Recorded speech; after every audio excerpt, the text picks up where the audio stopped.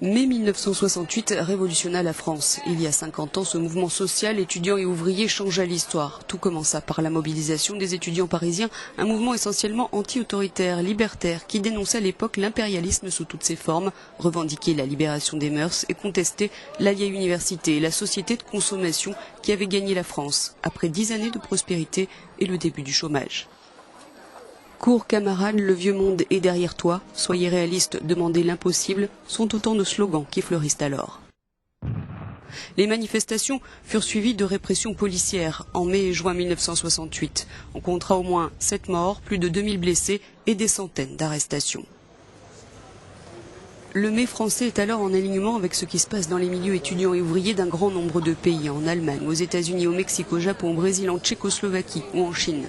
La cause étudiante attira la sympathie. Les ouvriers, d'abord hostiles au mouvement étudiant, se mirent en marche le 13 mai 1968, avec la plus importante grève générale du XXe siècle qui paralysera le pays pendant des semaines, dépassant celle de 1936 lors du Front populaire.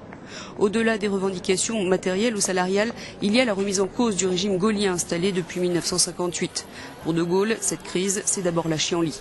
Les ouvriers finiront par obtenir une augmentation du salaire moyen de 35% et de 10% pour les salaires réels, le paiement des jours de grève à 50%, la création d'une section syndicale d'entreprise.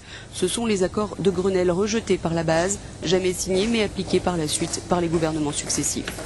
Le basculement du mouvement aura lieu juste après, avec la reprise en main politique du général de Gaulle, qui annonce la dissolution de l'Assemblée nationale le 29 mai et des élections anticipées pour le 30 juin 1968, sur une proposition du Premier ministre d'alors, Georges Pompidou, qui deviendra le vrai vainqueur politique de ces événements.